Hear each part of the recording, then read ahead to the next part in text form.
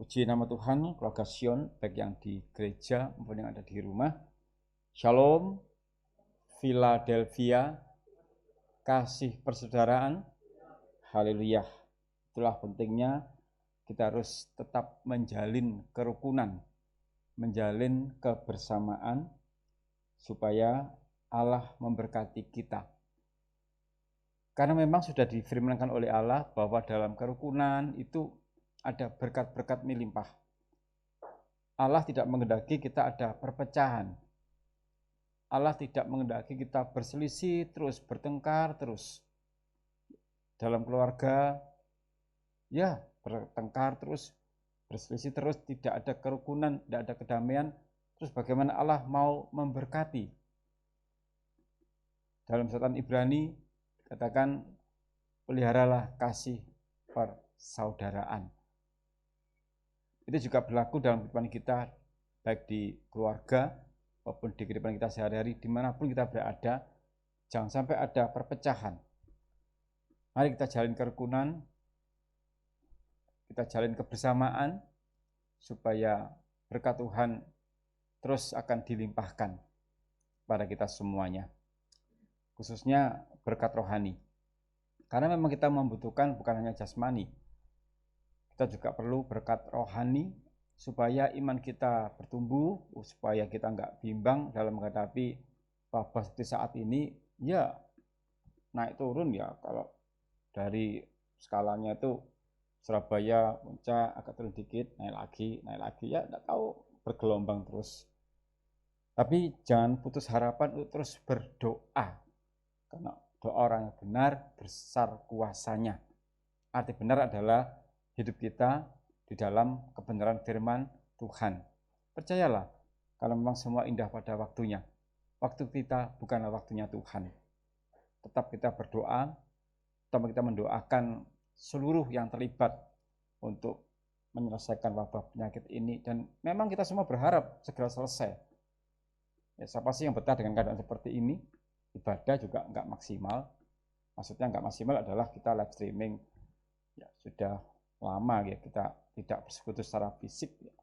Mulai bulan pertengahan Maret, April, April, Mei, Juni, Juli, 5 bulan. Nggak tahu kalau dijangkepi sampai 6 bulan, nggak tahu nanti ya. Karena ganjil kan nggak enak ya, mesti ganjil itu enak gitu. Ya September, itu pun belum ada tanda-tanda sukacita gitu kan, masih ada remeng-remeng begitu. Ya tapi kita tetap berdoa, mohon kemurahan Tuhan. Tapi satu hal yang kita sungguh berbahagia, di tengah-tengah seperti saat ini, Tuhan gak meninggalkan kita. Karena Dia sudah berjanji, aku tidak akan membiarkan dan meninggalkan kamu. Dan kita bisa berkata, Tuhanlah penolongku. Karena itu di tengah saat ini, tetap berharap pada Tuhan. Setiap hari bawa dalam doa. Kita bawa dalam doa, ya keadaan diri kita, keluarga kita, bangsa dan negara. Terus bawa dalam doa. Sangat penting itu. Kita doakan keluarga kita yang lain juga, apalagi saat ini yang sedang sakit, dalam kelemahan. Mari kita saling mendoakan. Kita satu saudara, kasih persaudaraan. Ya, tapi saya merasakan bahwa Tuhan itu sungguh baik, terbukti Dia gembala yang baik. Kita tidak akan pernah kekurangan. Karena Dia sungguh memelihara kehidupan kita. Baik jasmani kita dipelihara, rohani. Buktinya selama live streaming ini, firman pengajaran nggak pernah berhenti, terus disampaikan. Dan puji Tuhan, Allah datang ke rumah kita masing-masing. Firman datang ke rumah kita masing-masing. Karena Allah tidak menghendaki kita jatuh. Allah menghendaki kita semakin ditumbuhkan. Iman kita bertumbuh. Dan bukan hanya jasmani yang bertumbuh, tapi rohani juga bertumbuh. Sikap kita bertumbuh. Perbuatan kita bertumbuh, bukan hanya jasmani aja. Kalau jasmani ya hubungannya pasti nafkah, income, penghasilan. Tapi rohani juga harus bertumbuh. Sikap kita, jangan sampai nanti nggak sebanding ya. Jasmani melimpah tapi rohani drop. Jangan sampai. Artinya secara jasmani, materi kita berkelimpahan, tapi secara rohani, sikap kita, perkataan kita, pola pikir kita jatuh, drop. Itu nggak dikehendaki oleh Allah. Nah karena itu Allah menekankan bahwa kita harus juga bertumbuh secara rohani. Dalam suratan 1 Petrus pasal 2 ditekankan di sana ayat 1 sampai 3. Kita baca ya. Yang di rumah juga persiapkan Alkitab pribadinya. Sangat penting untuk saya garis bawahi Alkitab pribadi. Betapa indahnya kalau punya Alkitab ya. Karena inilah firman Allah yang sangat menguatkan kehidupan kita. 1 Petrus 2 ayat 1 sampai 3. Mari kita baca bersama. 1, 2, 3. Karena itu buanglah segala kejahatan, segala tipu muslihat dan segala macam kemunafikan, kedengkian dan fitnah. Dan jadilah sama seperti bayi yang baru lahir, yang selalu ingin akan air susu yang murni dan yang rohani, supaya olehnya kamu bertumbuh dan beroleh keselamatan, jika kamu benar-benar telah mengecap kebaikan Tuhan. Amin. Ada poin kedua, ayat yang kedua. Dan jadilah sama seperti bayi yang baru lahir, yang selalu ingin, selalu merindukan, selalu mendambakan akan air susu yang murni dan yang rohani, supaya olehnya kamu bertumbuh. Pertumbuhan rohani itu sangat penting karena akan mengarah kepada suatu keselamatan. Memang kita sudah diselamatkan. Tapi kita diselamatkan bukan karena perbuatan baik kita, tidak. Kita diselamatkan karena anugerah. Dan untuk mengisi keselamatan yang sudah kita terima, mari kita berbuat yang baik. Dan berbuat yang baik itu diawali dengan pertumbuhan rohani yang baik. Setiap orang yang rohaninya tumbuh, pasti dia akan terfokus kepada ayat yang pertama. Membuang segala kejahatan. Itu yang harus dilakukan bagi setiap orang yang mau bertumbuh secara rohani. 1 Petrus 1 ayat 23 sampai 25 atasnya ya. Tidak usah dibolak-balik, cukup atasnya. Sedikit menengadahkan kepala sudah ketemu ayatnya ya. Tidak usah toleh-toleh lagi ya. 23 sampai 25 kita baca bersama. 1, 2, 3. Karena kamu telah dilahirkan kembali, bukan dari benih yang fana, tetapi dari benih yang tidak fana, oleh firman Allah yang hidup dan yang kekal. Sebab semua yang hidup adalah seperti rumput, dan segala kemuliaannya seperti bunga rumput. Rumput menjadi kering dan bunga gugur. Tetapi firman Tuhan tetap untuk selama-lamanya. Inilah firman yang disampaikan Injil kepada kamu. Berhubungan dengan masalah bertumbuh secara rohani, itu ada sangat erat hubungannya dengan masalah kelahiran kembali, lahir baru. Yesus waktu bercakap-cakap dengan, masih ingat siapa tokohnya? Masalah lahir baru. Yesus bertemu dengan seseorang tokoh agama. Siapa namanya? Ya, yang keras lagi. Lebih keras lagi. Ya, saya dengar dari rumah juga menjawab sama. Nikodemus. Ya, itu perasaan saya saja. Ya. Puji Tuhan. Kita kan tahu siapa Nikodemus. Dia pemimpin agama. Tapi ada satu hal yang sangat fatal sekali. Bahwa Yesus langsung menuju pada pribadinya. Kamu harus lahir kembali. Kalau kalimat itu ditujukan kepada jemaat biasa atau orang awam, okelah bisa menerima karena memang ya banyak kelemahan dan kekurangan. Ini kalimat ini ditujukan kepada pemimpin. Pemimpin rohani, rohaniwan. Padahal ya kita semua tahu bagaimana kapasitas Nikodemus. Tapi ada satu poin yang Yesus melihat. Ada hal yang harus dibenahi. Kamu harus lahir baru, lahir kembali. Dan tanggapannya ternyata secara jasmani. Coba, seorang pemimpin yang Yesus mengatakan kamu harus lahir baru, lahir kembali. Namanya pemimpin rohani kan mestinya ya harus ditanggapi secara rohani kan. Tapi itulah Nikodemus. Tanggapannya jasmani. Itulah gambaran hidup kita ini. Bahwa kita ini kalau enggak hati-hati Memang kita sudah ikut Yesus, beribadah belasan tahun. Tapi jangan sampai kita lemah masalah kelahiran baru. Membuang segala kejahatan, lahir baru, hidup di dalam pertobatan. Dan memang untuk seseorang yang sudah diselamatkan, itu langkah hidupnya masih jauh. Sama saja dengan orang yang pertama kali dibaptis, sebelum menuju ke Yerusalem yang baru, masih diproses terus. Dan selama proses inilah dia memasuki proses untuk kelahiran baru yang sejati bagaimana. Karena orang yang lahir baru itu bukan berarti terus bebas dari segala dosa. Tidak, karena dosa itu akan terus mengganggu. Iblis kan nggak suka kalau lihat orang lahir baru. Terus akan diganggu. Jadi dalam suratan 1 Petrus 2, 1-3 tadi, itu mengarah kepada suatu kesimpulan bahwa seseorang yang lahir baru tetap harus menjaga pertumbuhan kerohaniannya. Baik sidang Jumat maupun hamba Tuhan atau gembala sidang, bersama-sama kita berjuang, terus bertumbuh secara rohani. Rasul Paulus katakan, meskipun ragaku makin melemah, tapi hidupku diperbarui dari hari ke hari. Hidup kerohaniannya diperbarui dari hari ke hari. Memang kita akan menuju ke tua, pasti. Nggak mungkin orang makin muda, nggak mungkin.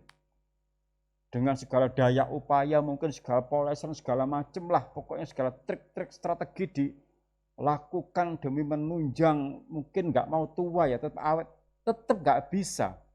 Berapa miliar pun digelontorkan untuk fisik agar tetap muda. Tetap tiba saatnya harus tua.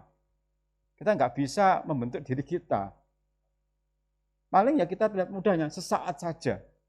Setahun 2 tahun berikutnya ya tetap akan terjadi masalah keriput-keriput di pipi. Itu nggak bisa dihindari. Mungkin kan sistem ditarik segala macam, kan teknologi tarik-tarik kan banyak toh. Ada pipi ditarik, dikasih benang segala macam lah, nggak tahu pakai apa. Ditarik nggak tahu pakai kawat atau apa, nggak tahu lah, pokoknya tarik begini supaya kelihatan kenceng. Tiba saatnya nanti pasti akan pedot ditarik aneh. Kembali puret, puret, mengkerut gitu. Tetap akan tua. Tetapi saya sangat diberkati dengan ucapan dari Rasul Paulus. Yang pemahamannya raga boleh makin menurun, tapi hidup kerohanian makin diperbarui dari hari ke hari. Sehingga Allah menekankan bertumbuhlah secara rohani, bukan hanya jasmani. Dan pertumbuhan rohani itu berhubungan dengan kelahiran baru, sangat erat kaitannya. Dan mari kita bersama-sama, ya saya juga berjuang dari hari ke hari, mari kita berjuang untuk bertumbuh secara rohani. Enggak mikir jasmani terus, sampai kapan? Melihat ke bawah terus, perkara duniawi terus, enggak pernah lihat memandang ke atas perkara rohani. Bertumbuh secara rohani kan ke atas bertumbuh, enggak mungkin ke bawah. Nah, bertumbuh ke atas secara rohani berarti pandanglah perkara yang di atas, jangan hanya di bawah terus. Sudah tahu banyak masalah seperti saat ini memandang perkara jasmani terus tidak melihat di sana ada Kristus yang sanggup memelihara kehidupan kita. Bingung dengan masalah pekerjaan terus, lupa dengan firman Tuhan, lupa ada pribadi yang luar biasa yang sikap memelihara hidup kita. Itulah manusia, ya. Karena banyak masalah dalam pekerjaan segala macam sehingga lupa dengan Tuhan. Ke bawah terus pandangannya, lupa bahwa Tuhan gembala yang baik, maka aku takkan kekurangan. Kurang bagaimana? Gak percaya kuasa Allah? Atau meragukan kuasa Allah? Tumbuhkan iman, setia dengar firman, supaya iman kita bertumbuh dan rohani kita juga bertumbuh. Kita diingatkan ayat yang kedua, 3 ya. Karena kamu telah dilahirkan kembali, bukan belum. Telah, berarti kan sudah. Ya.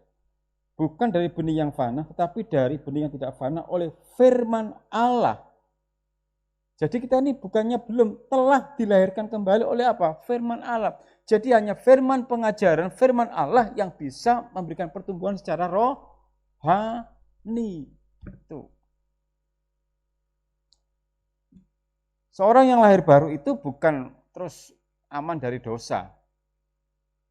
Enggak. Karena apa? Dalam perjalanan kehidupan sehari-hari, pasti kan ada godaan-godaan, ada ujian. kita belum sebenarnya bebas. Selama kita masih bernapas, gangguan itu masih ada. Dan iblis tidak akan tinggal diam untuk bisa mempengaruhi pola pikir kita agar kita kembali kepada kehidupan yang lama. Bukan lahir baru terus. Waspada. Iblis setiap hari akan mengincar kehidupan kita supaya kita jatuh pada pola hidup yang lama. Padahal kita berjuang untuk hidup baru, lahir baru. Ayat yang ke-1, kita ulang membaca. 1, 2, 3. Karena itu buanglah segala kejahatan, segala tipu muslihat dan segala macam kemunafikan, kedengkian dan fitnah. Buanglah. Jadi selama kita proses lahir baru itu, menuju ke Yerusalem yang baru nantinya, ya, di tengah perjalanan ini kita perlu berusaha untuk membuang. Namanya membuang kan melepaskan. Tapi iblis gak tinggal diam. Yang kita buang tadi akan diambil iblis, akan dipengaruhkan lagi kepada kita. Sehingga kita perlu memakai perlengkapan senjata rohani untuk melawan tipu muslihat iblis. Efesus 6.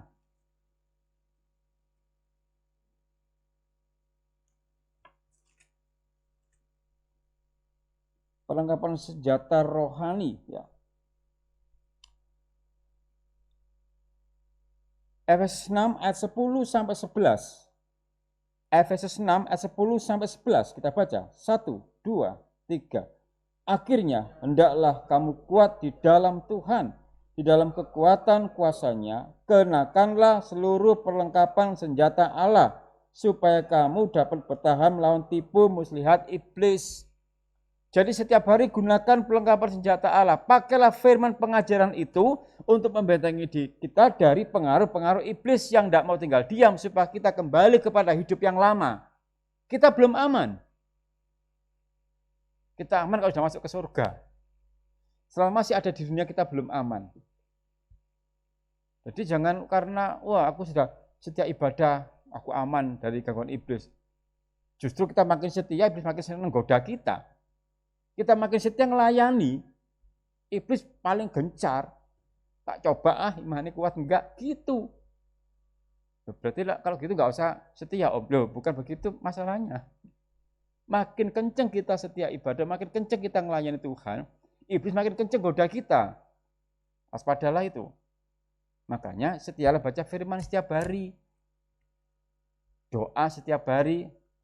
Baca kitab suci, doa tiap hari. Doa tiap hari, doa tiap hari, ya. Masih ingat lagunya siapa itu? Ya, Sion Kids. Ya. Kalau mau apa? Nah, ini Mas Joshua hafal, dia spesialis lagu-lagu anak-anak. Hafal. Ya. Kalau mau tumbuh, baca kitab suci, doa tiap hari. Ya toh? Nah, baca kitab suci, doa gak bendino. Ya. Tapi Prakasion, stop. Tiap hari baca kitab suci. Doa tiap hari. Ya, kitab suci 1 ayat, status berayat-ayat. Yang dibaca maksudnya. Gitu? Kan kita lebih suka baca status dibanding baca Alkitab. Alkitab 1 ayat, status berayat-ayat. Apakah salah? Dosa. Itu masalah pribadi. Saya tidak bisa menghakimi, menjudge, ya. Sekadar sharing aja. Karena itu faktanya, gitu kan? Diakui atau tidak, itulah kenyataannya, gitu. Membuang dosa. Karena di sini telah dikatakan dalam 1 Petrus itu, karena itu buanglah segala kejahatan. Sebab munculnya ayat yang ke-1 ini, latar belakangnya di ayat sebelumnya. Karena kamu sudah lahir baru, agar tidak terpengaruh lagi dengan masalah yang lama, buanglah. Artinya apa? Okelah kita terima firman, dinasihati oleh orang lain. Tapi kalau diri kita nggak ada action, nggak ada tindakan, susah. Seorang gembala, hamba Tuhan, pendeta menyampaikan firman pengajaran. Tapi kalau nggak ada respon dari diri kita, karena makna buanglah itu adalah pribadi kita. Kalau kita nggak membuang sendiri, susah kan? Kita punya masalah, ya. punya segala pelanggaran lah, hal-hal yang nggak baik. Firman Allah mengatakan buanglah itu, oh ya, oh ya. Tapi kalau nggak ada tindakan dari kita, ya tetap aja jadi satu. Jadi perhatikan makna buanglah. Itu satu perintah buangan. Kalau nggak bisa. Misalkan orang yang malas lah, misalkan. Meskipun tuh sekitarnya, ayolah jangan malas. Oh iya, terima kasih nasihatnya. Terima kasih tok. Tapi kalau yang malas nggak gerak, ya sampai Tuhan datang kedua kalinya, ya tetap aja malas. Meskipun orang tuanya, ayolah jangan malas. Oh iya, terima kasih mah diingatkan, terima kasih. Gitu tok, tapi balik mana? Ya tetap nggak bisa gitu loh. Meskipun tuh nanti mamanya, papanya pakai jurus halus banget. Anakku, janganlah engkau malas. Kalau engkau malas sesuai Amsal, belajarlah kepada semut. Kamu tahu semut? Ya tahu lah mah. Wong bener tak ide-ide itu. Oh, iya. Sudah belajar? Sudah. Rajin kan rajin. Terus, ya kamu tiru semut. Enak mah. Males pak. Jadi orang yang malas itu ya harus buangan ya dari dirimu sendiri, nggak bisa. Sehingga ini ditekankan buanglah. Iya toh? Juga bicara yang nggak baik. Firman Allah mengatakan dituturi. Setelah sehebat apa ini kalau nggak ada tindakan percuma. Makanya katakan jadilah pelaku firman, lakukan, gitu. Buangan gitu. Ya memang untuk membuang hal-hal yang negatif susah. Misalkan gondoan gitu kan. You know gondoan? Nggak ngerti, ya wis. Nesuan gitu kan. Nggak ngerti juga. Bahasa Inggrisnya apa ya? This is bedodok gitu kan. Menggondok. Mas Joshua yang ahli bahasa Inggris. Enggak ya? Oh, ahlinya bahasa apa? Bahasa gaib. Mas Arjun. Itu sikap-sikap yang negatif itu kalau nggak kita buang ya nggak bisa loh. Meskipun saya khotbah sampai berjam-jam, wah keren om khotbah berjam-jam, tapi nggak dilakukan, ya sia-sia. Buanglah. Ya paling gampang membuang malas itu loh. Oh itu nggak main-main loh. Ya membuang malas itu kata ini gampang, tapi perjuangan. Apalagi ngajari anak untuk rajin, membuang malas, sampai mbae pun sampai kowasel mandani, putune tolet tok ngene. Sekali malas, tetap malas selama-lamanya. Wah, jadilah imanmu, haleluya gitu kan. Wah, saya ini paling kenceng diarahkan Bapak Sarmin, Kung Sarmin. Ojo males. Siap. Wah. Dan puji Tuhan, saya mau melakukan firman Allah. Bukan untuk kesombongan ya, tapi saya sharing saja. Sehingga sampai saat ini, puji Tuhan, saya bersyukur tidak ada istilah malas dalam kehidupan saya, itu karena didikan Kong Sarmin. Saya terima kasih. Juga ibunda tercinta, Ibu Vibo Wiji Utami. Saya bersyukur, jadi tidak ada kata-kata malas. Dan saya berharap merindukan turun ke anak-anak saya gitu kan. Itu masih perlu perjuangan. Perjuangan. Oh, haleluya. Tapi saya bersyukur anak saya mulai tumbuh malesnya. Haleluya. Apa-apa. Ya. Tapi ada perubahan kok sejak tahun ajaran baru, ada perubahan, mereka rajin online. Rajin nge-zoom. Rajin. Ya memang proses ya, dulu saya juga ada tahap-tahapan, semua ada waktunya kok. Saya itu dulu juga sempat mengalami malesnya minta ampun, sempat mengalami sekian tahun males. Tapi karena ya saya bersyukur lah ya didikan orang tua yang begitu luar biasa. Diajari, ya bersyukur sampai sekarang bisa. Kalau saya malas entah apa jadinya ya, keluarga tidak karu-karuan, gereja tidak karu-karuan, entah. Misalkan saya malas ya, dan yang bisa membantu siapa? Ya diri saya. Buanglah. Kalau enggak kita buang enggak bisa loh. Sehingga dari diri kita sendiri gitu. Ya memang masalah keselamatan masalah pribadi kita. Buang itu semuanya. Kita pelajari bagian demi bagian tentang bertumbuh secara rohani. Ya, masih berhubungan dengan membuang tadi. Ada beberapa hal di situ, ada beberapa poin yang perlu dibuang ya. Yang pertama masalah kejahatan. Ya, yang paling mudah adalah mari kita buang untuk kalau mungkin ada yang suka menyakiti orang lain itu buangan gitu loh. Yang sukanya menyakiti hati orang, sukanya menyakiti hati saudara itu buangan.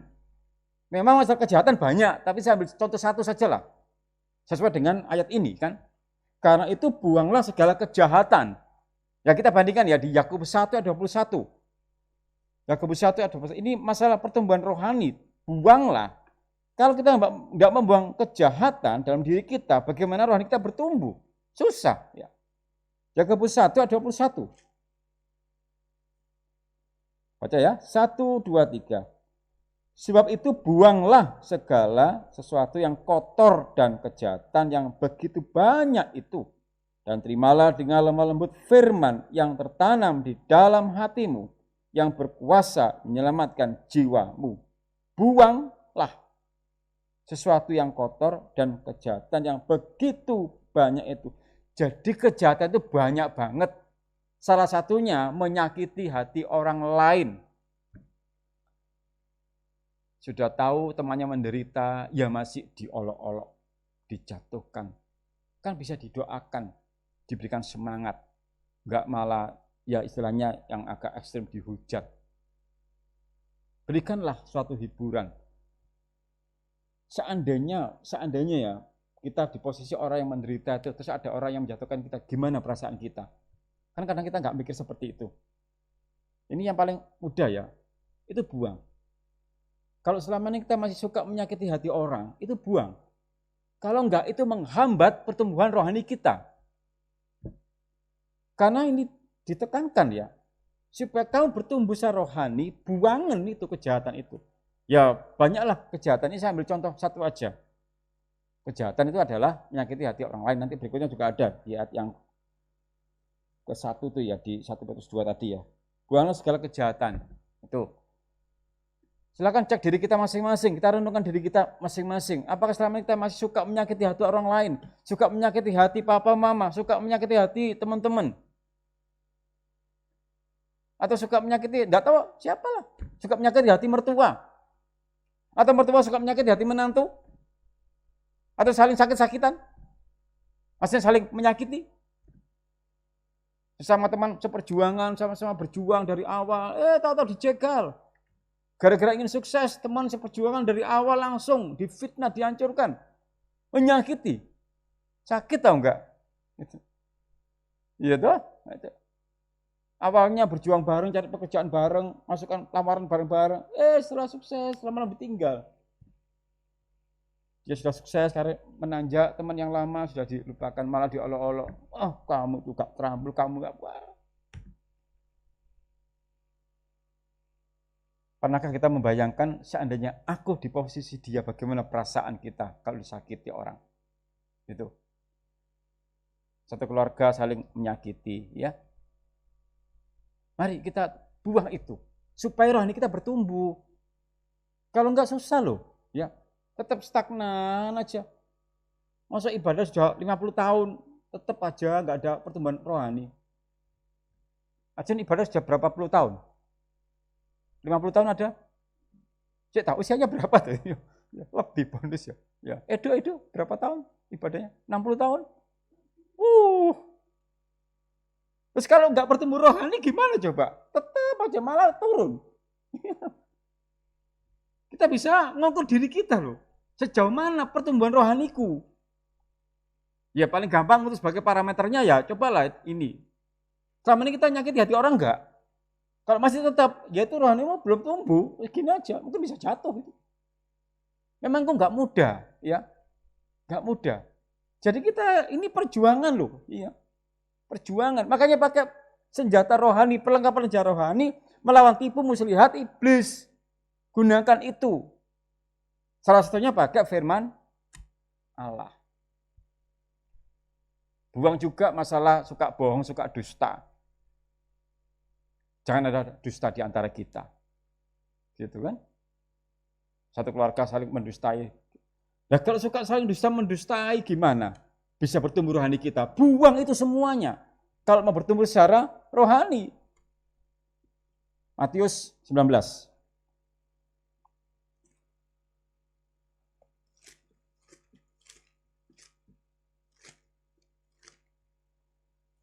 Ayat 18.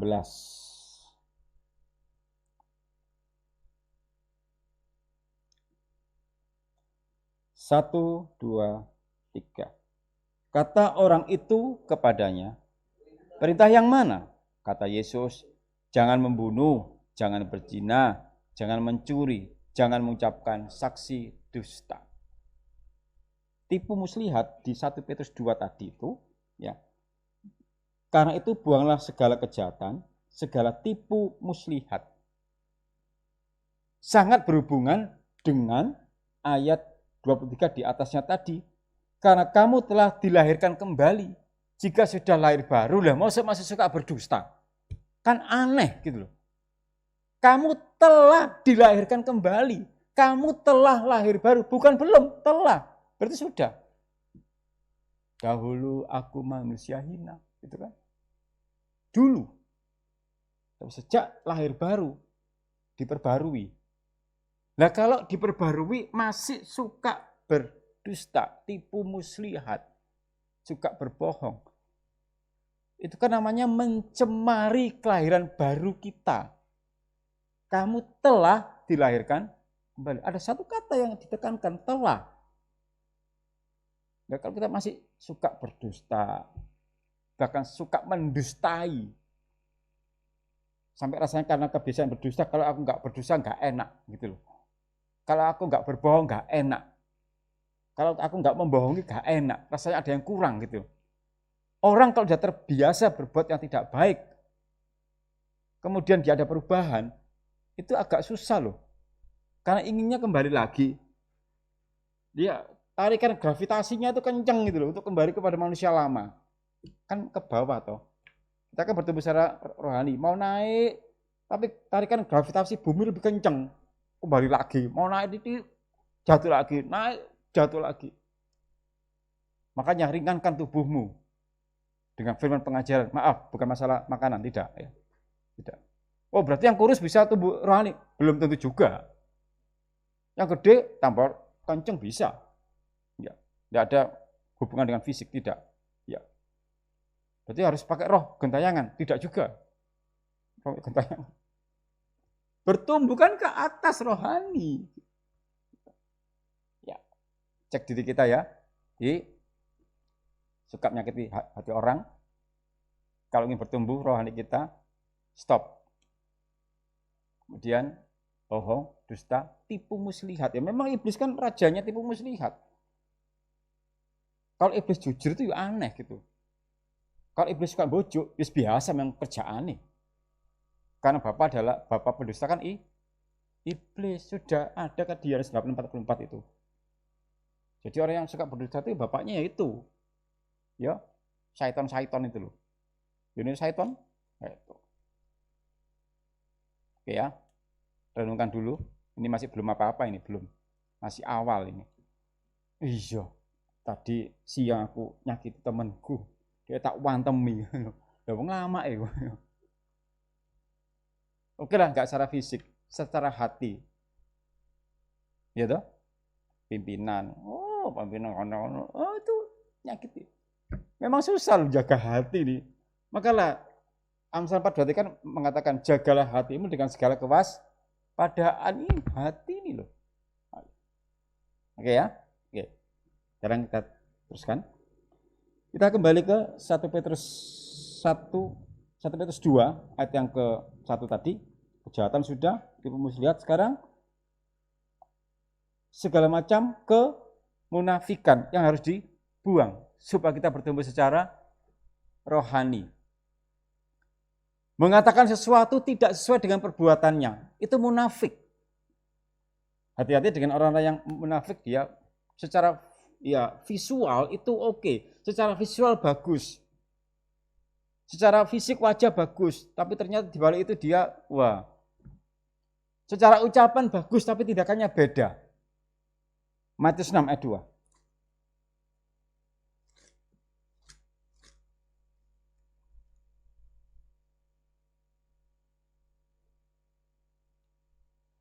Ya, percaya 1, 2, 3. Jadi apabila engkau memberi sedekah, janganlah engkau mencanangkan hal itu seperti yang dilakukan orang munafik di rumah-rumah ibadat dan di lorong-lorong, supaya mereka dipuji orang. Aku berkata kepadamu, sesungguhnya mereka sudah mendapat upahnya. Ini berkaitan dengan orang-orang Farisi, Saduki ya. Di ayat yang pertama itu coba dibaca ya, kita baca bersama ya. Ayat yang pertama, Matius 6 ayat yang ke-1 ya. Mulai, ingatlah jangan kamu melakukan kewajiban agamamu di hadapan orang supaya dilihat mereka. Karena jika demikian, kamu tidak beroleh upah dari Bapamu yang di surga. Kadang kita melakukan kewajiban supaya dilihat orang, bukan dilihat Tuhan. Oh, Mas itu rajin sekali ya itu. Rajin ke gereja, setiap pelayanan, tapi hidup sehari-hari bertolak belakang. Itulah kemunafikan. Kalau bicara itu sangat manis banget, luar biasa, seneng, tapi di balik itu semuanya kejamnya minta ampun. Hatinya busuk, jahat. Di depan orang itu mengatakan bagus, tutur katanya bagus, sopan, tapi dalam hati ada niat busuk, mau menggulingkan tahta kekuasaan. Itu bisa terjadi loh. Istilahnya kudeta. Kalau enggak kudeta, mudeta. Kelihatannya bagus ketemu. Tapi dia membangun kekuatan, mau menggulingkan yang diajak ngomong tadi. Hati-hati loh ya. Itu mengatakan sesuatu yang tidak sesuai dengan perbuatannya. Tapi kalau kita sudah hidup di dalam kebenaran firman Tuhan, keluarga Sion, jangan khawatir. Tuhan pembela kita. Semua saja syarat dan ketentuan berlaku. Apa syaratnya? Hiduplah dalam kebenaran firman. Seandainya ada orang lain yang mau menjatuhkan kita, berbuat jahat kepada kita. Ya, namanya manusia kan pasti banyak sifat kedagingan. Kalau kita hidup di dalam kebenaran firman, jangan khawatir. Tuhan langsung akan membela kita. Aku berperang ganti kamu dan kamu diam saja. Keluaran 14 ayat 14. Keluaran 14 ayat 14.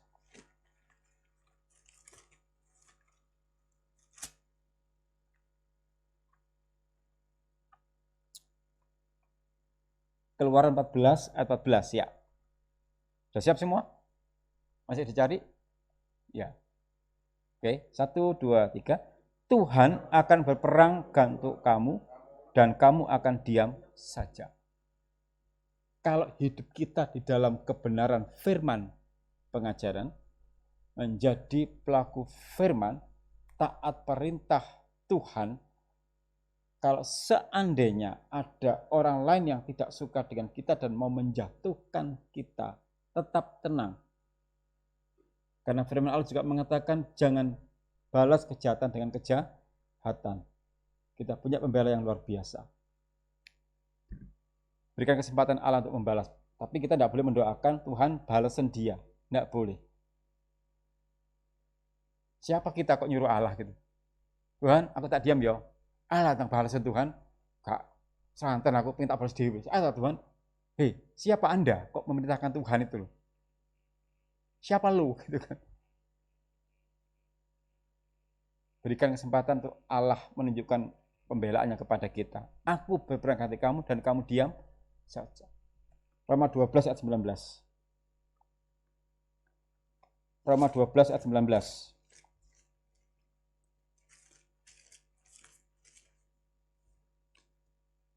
Roma 12 ayat 19. Ya. 1, 2, 3. Saudara-saudaraku yang kekasih, janganlah kamu sendiri menuntut pembalasan, tetapi berilah tempat kepada murka Allah, sebab ada tertulis, pembalasan itu adalah hakku. Akulah yang akan menuntut pembalasan, firman Tuhan. Don't worry, jangan khawatir. Tetap di dalam kebenaran firman Tuhan, maka dia pasti menyatakan pembelaannya untuk kita. Harus percaya dong. Harus percaya. Dia sanggup memelihara kehidupan kita. Ibrani 10 ayat 30 untuk menguatkan lagi ya, supaya lebih mantap iman kita bahwa Tuhan pembela kita. Ya. Ibrani 10 ya. Bentar, ayat 30 ya, ayat 30. Ibrani 10 ayat yang ke-30 ya. 1 2 3. Sebab kita mengenal Dia yang berkata, pembalasan adalah hakku, akulah yang akan menuntut pembalasan, dan lagi Tuhan akan menghakimi umat-Nya. Hakku. Jadi kalau kita sudah berada dalam kebenaran firman Tuhan, menjadi pelaku firman, kita punya pembela yang luar biasa, kita nggak usah pakai ilmu segala macam lah. Atau berguru kemana, ke gunung mana segala macam, nggak usah. Sudah kita kosongan saja lah. Tapi kita punya Tuhan yang luar biasa membela kita loh. Wah, dia kalau sudah membela ngeri. Dia melihat, udah dol gitu. Gimana? Lebih berkuasa, dukun lewat. Dukun itu apa gitu kan, kecil. Santet lewat gitu kan. Tapi jangan nantang loh ya. Ayo santetan aku, jangan ya. Itu sombong nanti namanya. Tetap rendah hati aja. Supaya lebih kuat lagi ya. Ulangan 32 ayat 35.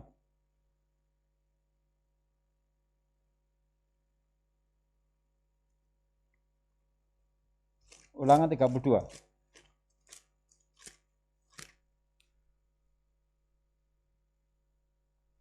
Ayat 35.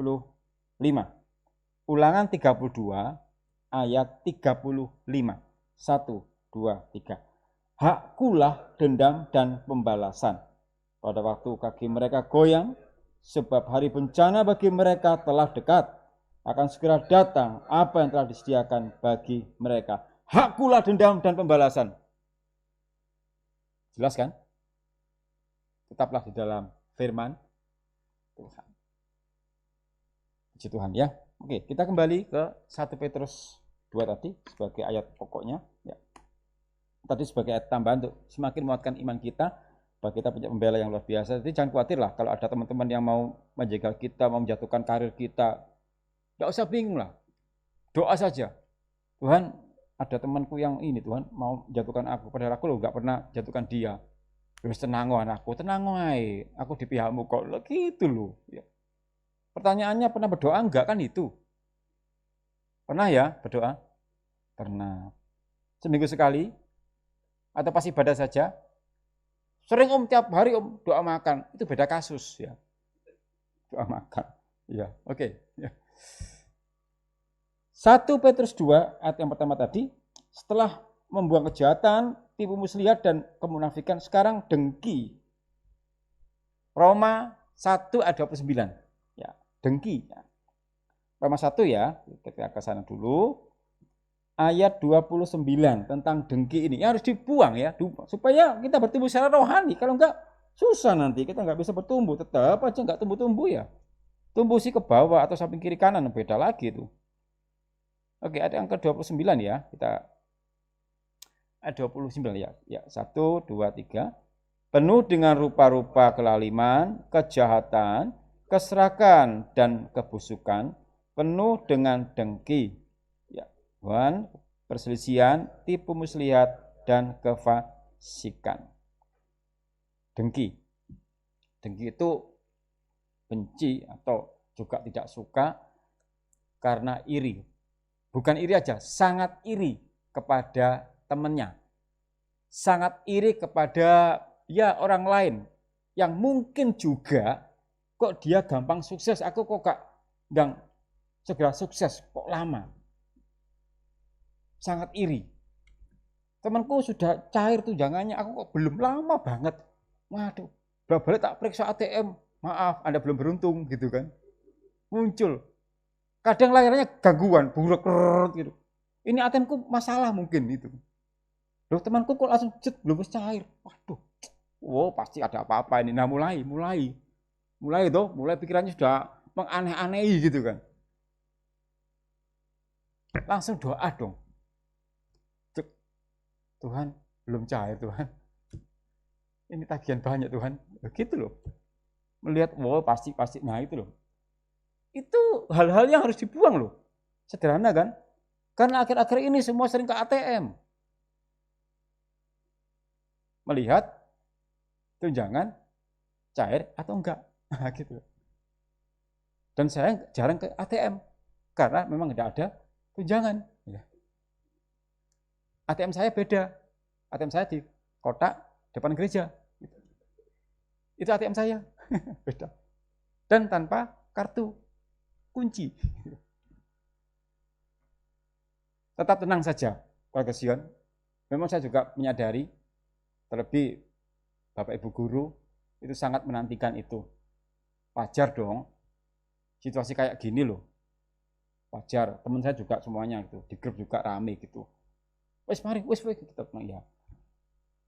Itu hal yang wajar kok. Siapa sih yang nggak butuh gitu kan? Tapi bagi kita, anak-anak Tuhan, dialah pembela kita. Tuhan adalah gembalaku. Aku tak akan kekurangan. Ya. Dan Tuhan kalau menolong lewat banyak cara.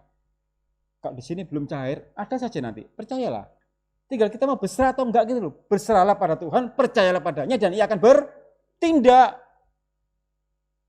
Karena iman kita itu bisa diuji oleh Allah suatu waktu loh. Siapa tahu Allah menguji iman kita dengan tunjangan yang belum cari-cari itu. Aku mau menguji iman. Dia nih setiap pelayanan kok, saya tak uji. Mampet, susah. Bahkan ATM masuk pun susah, ada yang ganjel gitu. Susah. Kurang gede Pak, enggak, kurang cilik, diketok ayo. Hilang ATM-nya. Ingat ya, Allah kalau menguji iman kita itu, kita enggak diberitahu. Langsung, mendadak. Nah itu ya. Karena itu pegang firman pengajaran, tetap berharap pada Tuhan, dialah kepala dalam kehidupanku. Beri tempat bagi Yesus, dia sebagai kepala. Kalau dia kepala, ya pasti bertanggung jawab kepada anggota toh. Itu loh. Itu kepala yang baik, karena ada kepala yang enggak baik gitu. Ya, tahu sendiri lah jika direnungkan. Dia kepala yang baik pasti akan bertanggung jawab kepada anggota tubuhnya. Jangan dengki ya, buang ya. Jadi kalau ada teman yang sudah sukses ya bersyukurlah, itu memang jalanmu, takdirmu. Kita beda takdir gitu, enggak apa-apa. Bersyukurlah. Pasti ada kok jalannya apa, pasti ada lah. Karena apa? Ini diperintahkan, buanglah itu dengki, buanglah. Ya. Kita kembali ke 1 Petrus 1 ya. Setelah membuang kedengkian, apalagi kita perlu buang itu dibaca lagi ya. Jangan dibelak-balik aja, dibaca ya, dibaca. Ayat yang pertama, setelah dengki apa? Ya, sengaja saya tanya supaya membacakan gitu. Kalau saya bilang langsung ya tahu saja sih, fitnah gitu kan, nah, gitu. Tahu ya, berarti fitnah. Ini bagian yang kelima, berarti selesai ya. Saya kan menyampaikan, berarti kan selesai tahu kelima. Kan kita membahas masalah dibuang saja, ya toh? Ya sudah, fitnah. Pas jamnya juga. Ya dulu langsung tertawa seneng ya. Ya, ini baru ayat yang pertama, keluarga Sion ya. Oke. Fitnah ya, fitnah. Harus dibuang juga. Jadi ada 5 poin di sini yang ditekankan supaya kita bertumbuh secara rohani, buang kejahatan, tipu muslihat, kemunafikan, kedengkian dan fitnah. Imamat 19 ayat 16. Ini perlu kita buang supaya kita bertumbuh secara rohani. Itu kehendak Allah. Bukan hanya jasmani, rohani juga. Ada suatu balance, ada suatu keseimbangan ya. Imamat 19 ayat 16 ya. Ini perlu kita buang dalam diri kita ya. Itu kan kehendak Allah itu ya. Kita baca ya. 1, 2, 3. Janganlah engkau pergi kian kemari menyebarkan fitnah di antara orang-orang sebangsamu. Janganlah engkau mengancam hidup sesama manusia. Akulah Tuhan. Fitnah itu ya perkataan bohong, perkataan yang enggak benar dengan tujuan mau menjatuhkan. Siapalah enggak tahu yang mau dijatuhkan itu bisa loh. Rekan dekat setiap hari kumpul pun bisa juga, hati-hati. Kawan bisa jadi lawan. Justru mungkin juga yang dulunya kita anggap lawan akhirnya jadi kawan. Bisa itu. Namanya manusia kan bisa berubah langsung surat gitu. Dan fitnah ini kayak bumbu sehari-hari tuh. Orang gampang memfitnah segala macam. Belum tahu keadaannya, belum tahu yang terjadi apa sebenarnya. Langsung nyampaikan berita yang enggak baik. hoak-hoak bermunculan ke sana kemari. Dan ternyata kita juga gampang termakan oleh berita hoak. Itu kan fitnah itu. Kabar bohong. Keluaran 23 ayat 1. Keluaran 23 ayat 1. Ya. Ini banyak ayat tambahan ya. Ini untuk menguatkan saja. Jadi belum saya tulis di situ ya.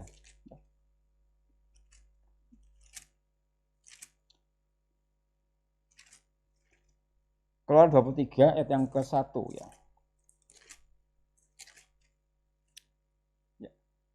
1, 2, 3. Janganlah engkau menyebarkan kabar bohong. Janganlah engkau membantu orang yang bersalah dengan menjadi saksi yang tidak benar. Fitnah, hal yang enggak benar. Bohong, menyebarkan yang enggak baik. Buang itu semuanya. Jadi pada intinya kita kembali ke 1 Petrus ya. Balik sana. Supaya kita tetap menjaga kelahiran baru kita, tidak kembali kepada kehidupan yang lama, maka ada 5 poin di sini yang kita perlu buang: kejahatan, tipu muslihat, kemunafikan, kedengkian, dan fitnah. Dan ini kehendak Allah supaya kita melakukan itu semuanya. Memang dibutuhkan perjuangan, karena itu dalam melakukan firman perlu juga berdoa, minta tuntunan Tuhan. Kalau enggak kita enggak akan sanggup. Berat loh ini, enggak main-main ini loh. Karena kecenderungan manusia itu kepinginnya berbuat jahat, kepingin bujuk, berdusta. Masalah iri dan dengki itu kan dari hati. Makanya hati perlu dijaga dengan segala waspadaan. Oke, kita teruskan ya. Sekarang bagian yang kedua atau ayat yang kedua tentang bertumbuh secara rohani ini. Ayat yang kedua itu berbicara tentang kerinduan terhadap firman Tuhan. Kita ulang membaca ya. 1, 2, 3. Dan jadilah sama seperti bayi yang baru lahir, yang selalu ingin akan air susu yang murni dan yang rohani, supaya olehnya kamu bertumbuh dan beroleh keselamatan. Jadi ayat yang kedua ini berbicara tentang kerinduan terhadap firman Tuhan. Karena apa? Bagaimana bisa mempertahankan kelahiran baru kalau nggak ada firman Tuhan? Bagaimana seseorang bisa menjaga tetap dalam jalurnya kelahiran baru kalau tidak ditopang, didukung dengan pemahaman firman pengajaran. Kalau orang nggak rindu tentang firman Tuhan, susah untuk membuang segala dosa, susah. Kan iblis selalu mempengaruhi pola pikir kita, toh ya dalam bahasanya kita ini dicekoi hal yang negatif terus gitu loh. Nah kita bisa mengcounter itu semuanya dengan firman yang kita terima. Jadi dikatakan di sini seperti bayi yang ingin air susu yang murni. Ini gambaran rohaninya adalah kehidupan yang rindu banget akan firman Tuhan. Rindu banget akan firman pengajaran. Dan bersyukurlah kepada Tuhan bahwa di gereja kita yang tercinta ini selalu ada firman pengajaran. Baik ibadah Selasa, Kamis, Sabtu, Minggu. Melimpah berkat firman pengajaran itu. Kita bersyukur. Tuhan tahu kerinduan kita. Nah karena itu saat kita terima firman, terima dengan sungguh-sungguh. Dengan sukacita, dengan segala kerendahan hati. Supaya kita bisa membuang dosa kita itu. Jangan sampai nanti kembali lagi. Pokoknya kalau kita nggak cinta firman, susah untuk membuang yang lama. Susah. Buanglah dosa itu. Buanglah segala kejahatan itu. Bayi yang baru lahir itu artinya adalah lahir baru di dalam Kristus. Jadi maknanya adalah orang yang lahir baru di dalam Kristus itu perlu firman untuk pertumbuhan rohaninya. Orang yang barusan baptis misalkan, kalau sepanjang perjalanannya dia tidak dengar firman lagi, nggak berdoa lagi, nggak beribadah lagi, itu berbahaya. Hanya awalnya saja dia dibaptis percaya Yesus, iya. Tapi langkah berikutnya perlu firman.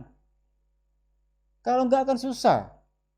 Dia akan selalu kena pengaruh yang dosa terus menerus. Jadi orang yang lahir baru itu membutuhkan firman untuk pertumbuhan rohaninya. Bagaikan seorang bayi yang baru lahir itu perlu air susu untuk pertumbuhannya.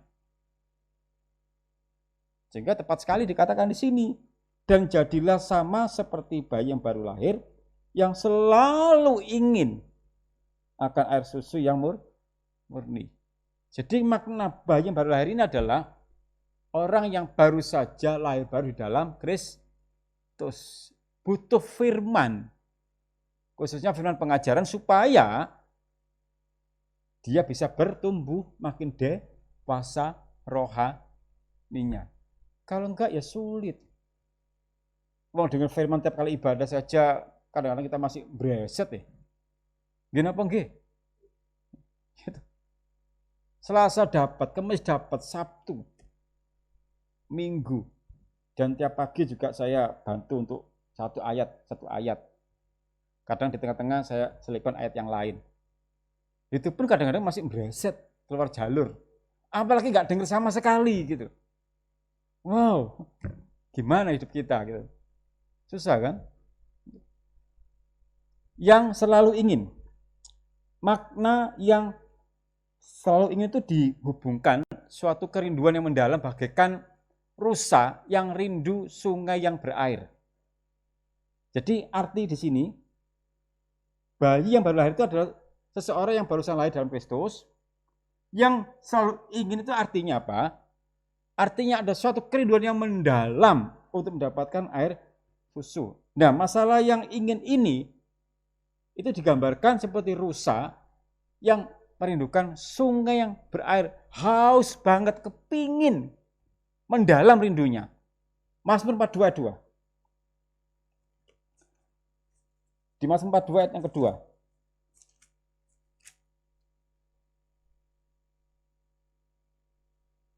Satu, dua, tiga.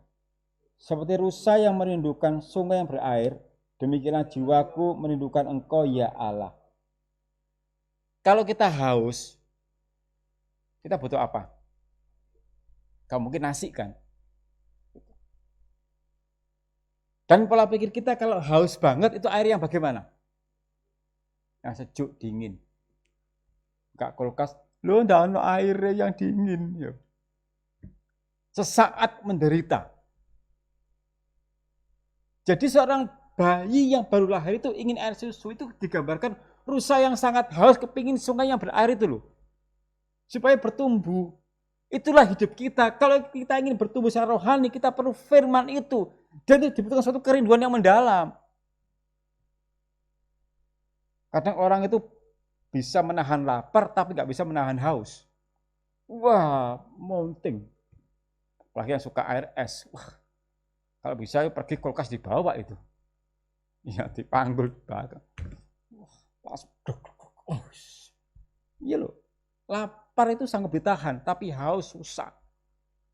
Misalkan yang kerjanya di lapangan ya kirim-kirim barang gitu, jam 12 tank, wah kering kerontang. Di sekitar nggak ada orang jual air sama sekali, nggak ada jual es. Gimana sengsaranya? Jangan tanya yang kerja di dalam rumah, yang di luar tuh ya di lapangan itu.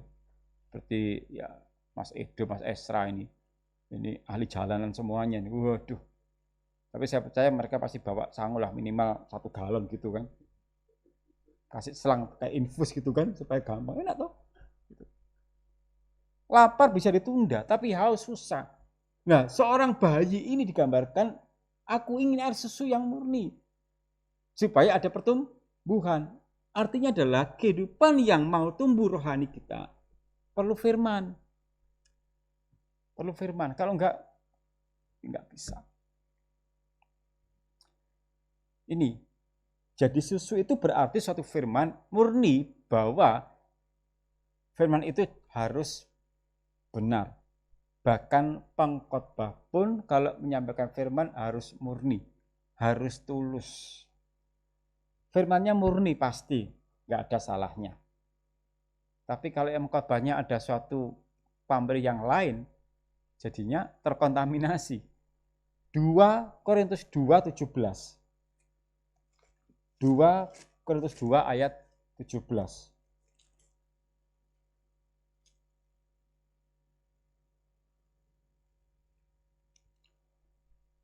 Satu, dua, tiga.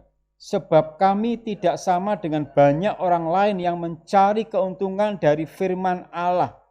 Sebaliknya dalam Kristus kami berbicara sebagaimana mestinya dengan maksud-maksud murni atas perintah Allah dan di hadapannya. Amin.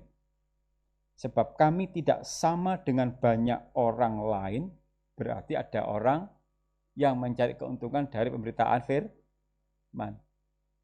Jelas kan di sini? Loh. Jual beli firman. Apakah ada? Saya percaya kalau ditulis di Alkitab pasti ada. Kan nggak mungkin bohong. Alkitab nggak mungkin bohong. Itu kan? Bayi yang baru lahir perlu air susu yang murni. Kalau kita mau bertumbuh secara rohani, butuh firman pengajaran. Itu. Jadi jangan sampai ngaco-ngaco ya. Makanya seorang penyampai firman pun perlu belajar. Ada sekolahnya, nggak sembarangan, ya. Ada kuliahnya. Minimal itu ada pendidikan untuk belajar firman. Supaya nanti saat disampaikan itu tidak salah.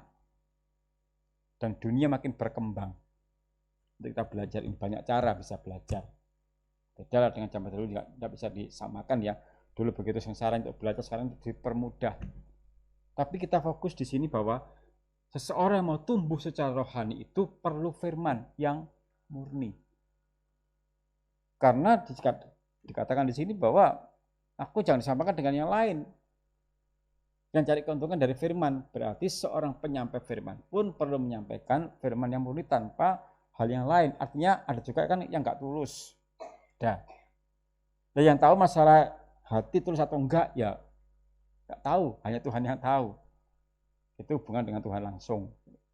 Ya, jadi supaya bisa bertumbuh secara rohani, kita perlu firman pengajaran.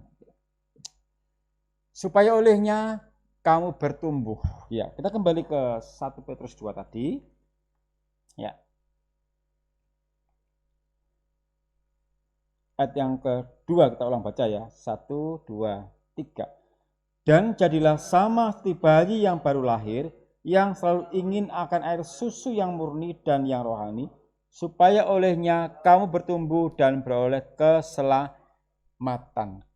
Kerinduan kita terhadap firman pengajaran, terhadap firman Tuhan itulah sarana kita, cara kita untuk bertumbuh.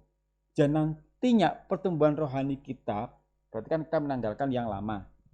Sekarang ku telah lahir kembali, ku tanggalkan cara hidup lama dengan tujuan kepada satu kota, Yerusalem baru, keselamatan. Itu tujuannya. Jadi ayat 1, 2, 3 ini memberikan suatu nasihat kepada kita dan pengajaran. Kalau kita ingin bertumbuh secara rohani, buanglah. Jadi poinnya adalah di ayat yang kedua dulu. Kedua itu, kalau kita ingin bertumbuh secara rohani, kita perlu firman.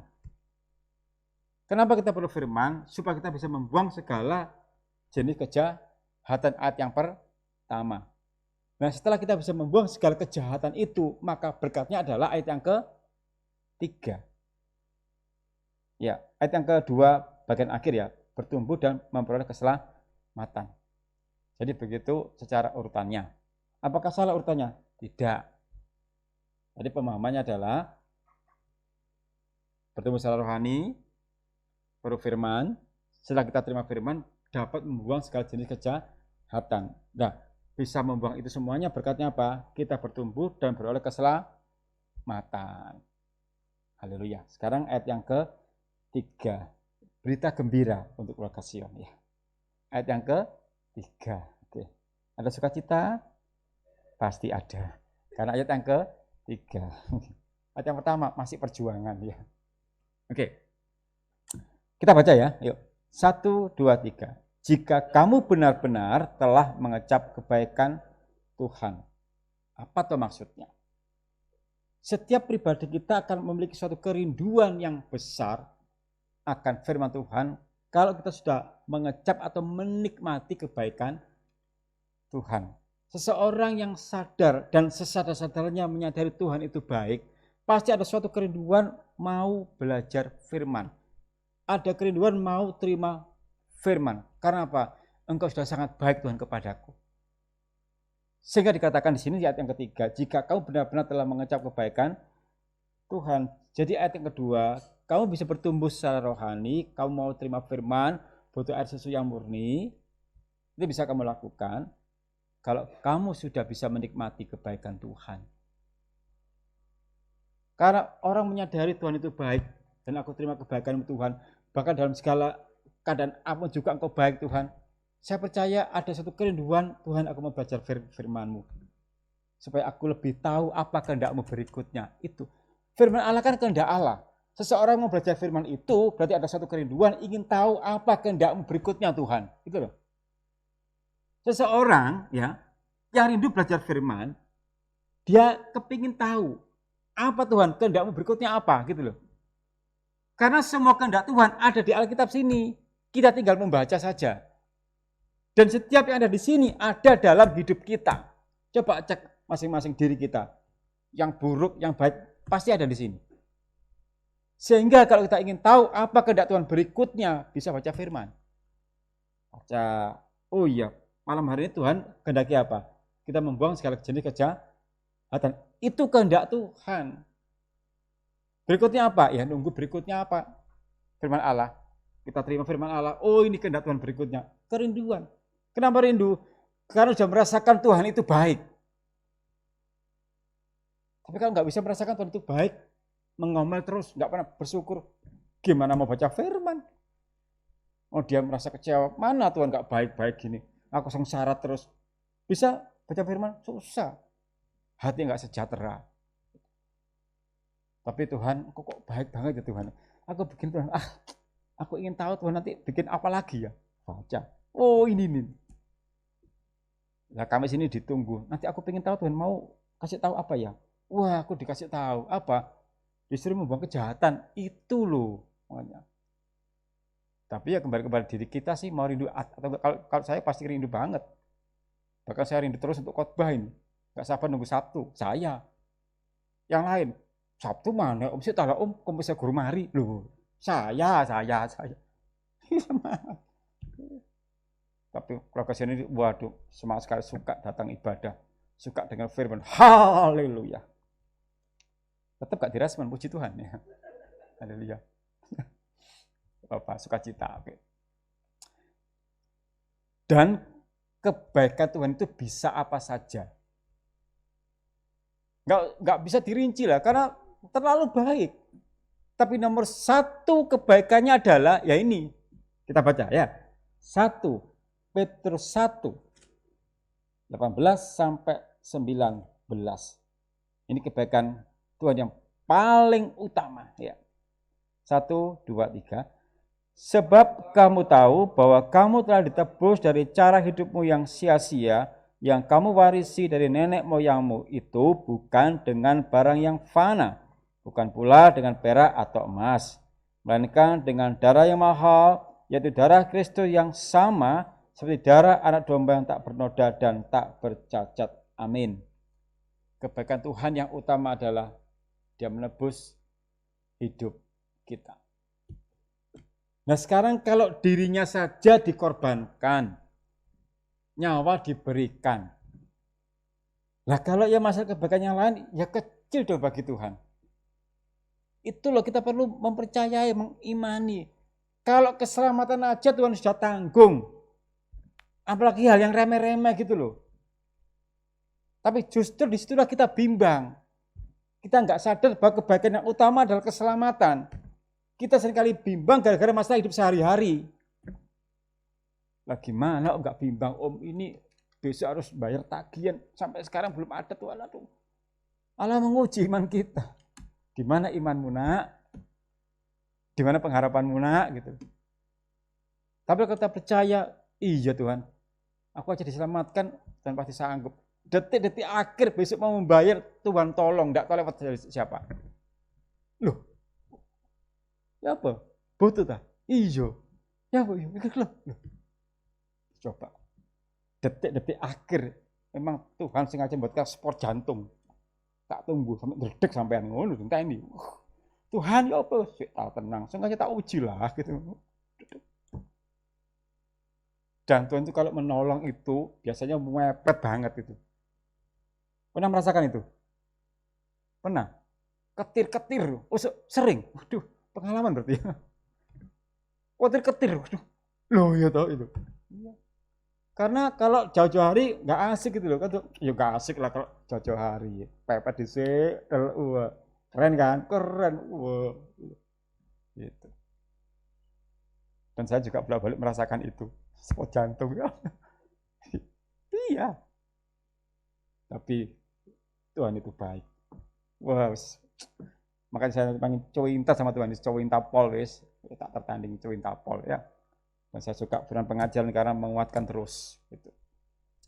Kalau bertumbuh rohani kita cinta firman Tuhan, maka Tuhan pasti akan memberkati hidupmu. Pastilah kamu ditebus saja Tuhan sanggup menyelamatkan kita, apalagi yang Gubis, Sawi, Lombok, gampang lah. Besok tidak ada yang jual itu beda lagi kalau tidak ada yang jual itu. Mau ngecek mulih nanti esok. Tapi Tuhan sediakanlah. Ya, beras pasti Tuhan cukupi. Amin ya. Gak apa-apa lah ya. Karena kadang orang nggak bilang amin itu karena saking kuat imannya. Itu loh. Jadi ada orang yang kuat imannya nggak bilang amin. Jadi meneng apa? Gak krungu tiba-tiba. Berarti khotbah gak dirungokno. Saking kuat imannya. Firman-Mu taruh dalam hatiku gitu kan. Si Tuhan. Punya hati? Loh, gak dijawab juga ya. Hatimu kemana saudara gitu. Oke, enggak apa-apa ya. Oke. Ya, ini saya akhiri saja ya karena sudah waktunya juga ya. Jadi setiap orang yang sudah mengalami kebaikan Tuhan itu pasti akan ingin tahu isi hati Tuhan. Pasti, saya yakin pasti kok. Ingin tahu apa ya berikutnya ya kebaikan Tuhan itu gitu loh. Dan kalau orang makin cinta firman Tuhan itu ada indikasi ke arah pertumbuhan rohaninya. Dan dia makin bisa menjaga kelahiran baru. Kita tulis Alkitab kita. Sekian firman Allah pada malam hari ini. Ku telah lahir kembali. Ya, kutanggalkan cara hidup lama. Hanya air firman pengajaran yang akan menuntun kita, yang akan menumbuhkan iman kita. Dan kita semakin dikuatkan oleh kuasa firman pengajaran itu. Dan kita baca tadi bahwa kita sudah dilahirkan kembali, ku telah lahir kembali. Dan jika sudah kita lahir baru, lahir kembali oleh firman pengajaran, mari kita buang segala hal yang lama itu. Kita buang segala jenis kejahatan itu. Tipu muslihat, kemunafikan, dengki dan fitnah, kita buang semuanya. Karena apa? Kita sudah lahir kembali. Bersyukurlah bahwa firman pengajaran selalu memberikan suatu nasihat kepada kita semuanya. Dan bersama kita katakan, dahulu aku manusia hina. Dahulu aku manusia hina, jauh dari kasih Allah, tak layak untuk dikasihinya, dan aku bukanlah umatnya. Haleluya.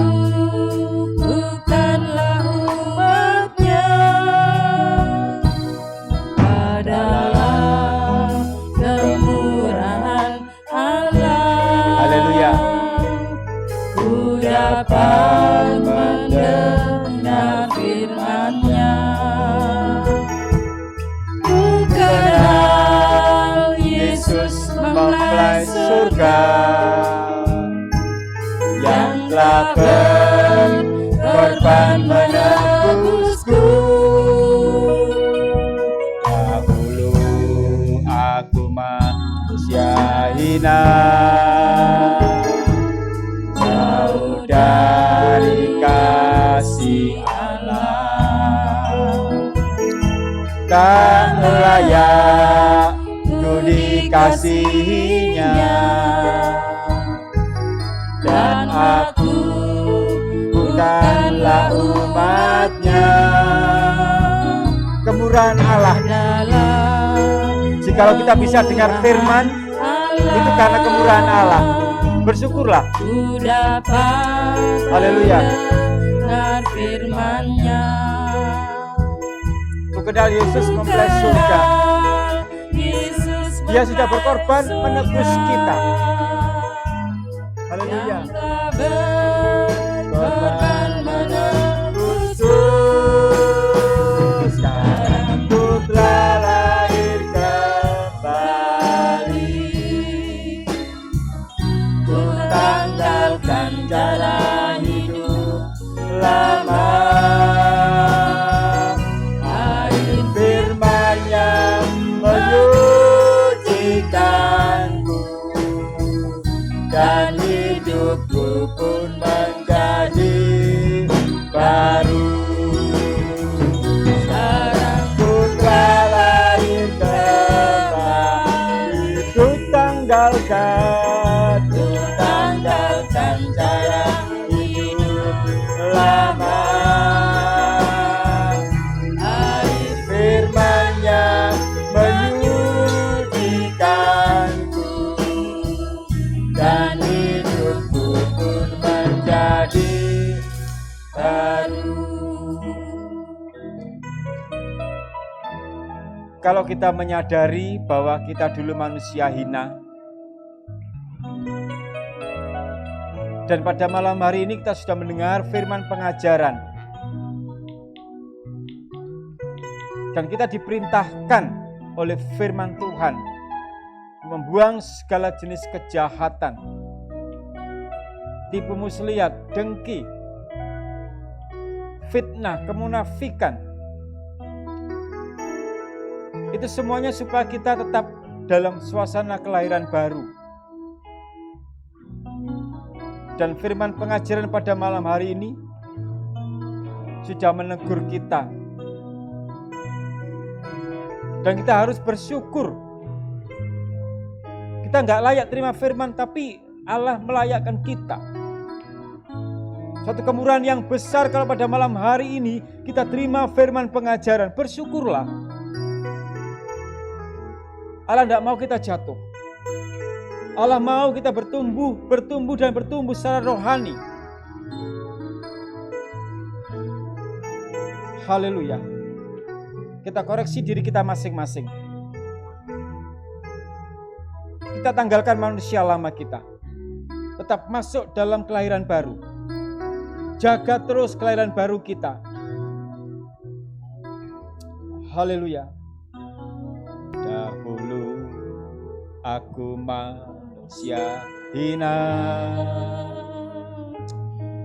jauh dari kasih Allah. Haleluya. Haleluya. Haleluya.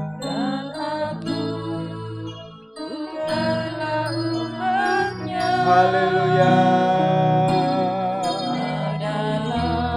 Suatu kemurahan Allah. Kalau malam hari ini kita terima firman,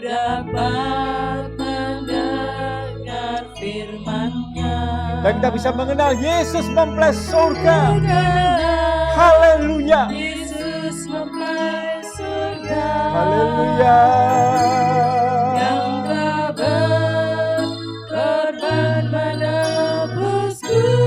Sekarang ku telah lahir kembali.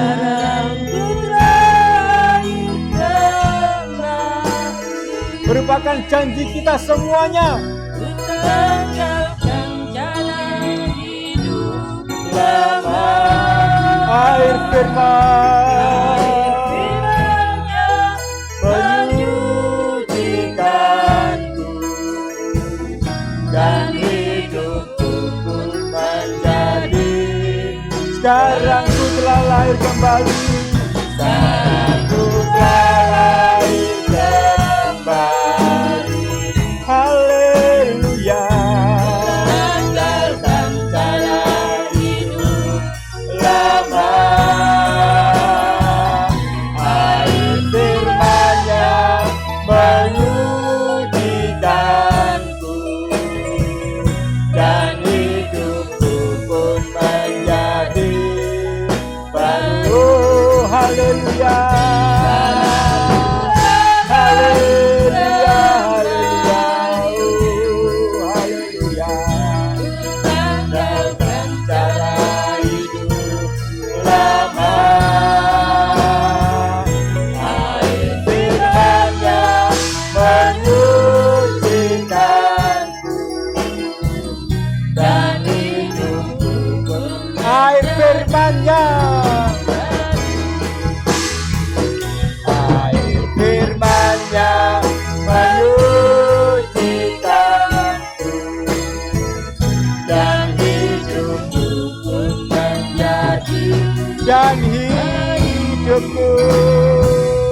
dan hidupku pun menjadi dan hidupku, haleluya, dan hidupku pun menjadi baru. haleluya, haleluya. Oh, haleluya, haleluya, haleluya, haleluya.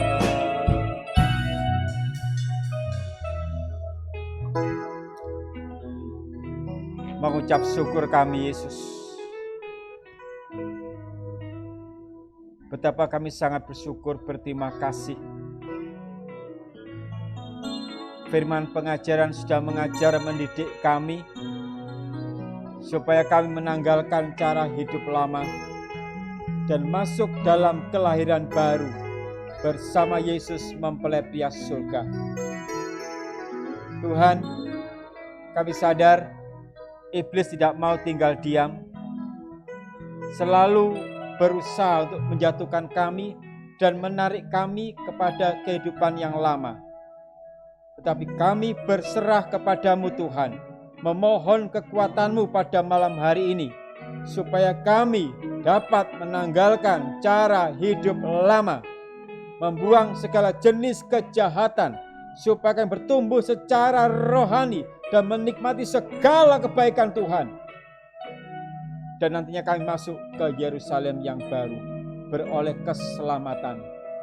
Tuhan, memang Kau sudah menyelamatkan kami, tetapi biarlah kami akan berbuat yang terbaik sebagai rasa ucapan syukur kami kepadamu Tuhan. Dengan kami membuang segala jenis kejahatan, kami rindu tetap hidup dalam suasana kelahiran baru bersama Yesus mempelai pria surga, supaya nyata kuasa-Mu dalam hidup kami, supaya nyata kuasa firman-Mu bekerja dalam hidup kami, dan kami tetap di dalam pemeliharaan-Mu. Ya Tuhan, hanya Engkau-lah andalan kami dan harapan kami. Dan Engkau juga memberkati semua keluarga kami, seluruh keluarga kami, dan kami dalam satu keluarga, masing-masing anggota keluarga, bersama kami mau hidup di dalam kelahiran baru, bertumbuh secara rohani. Tuhan, terima kasih.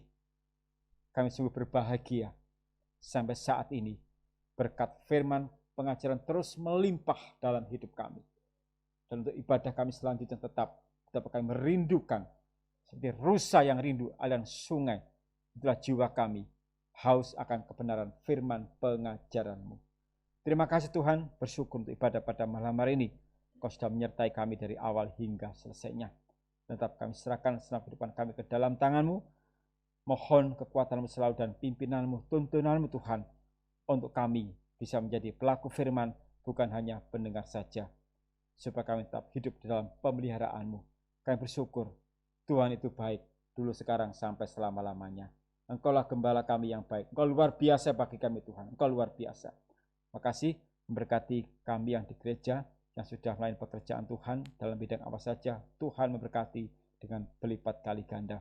Juga lokasi yang di rumah, juga pemirsa yang di rumah, yang di luar Surabaya, yang saat ini juga mengikuti ibadah ini. Tuhan memberkati semuanya. Terima kasih.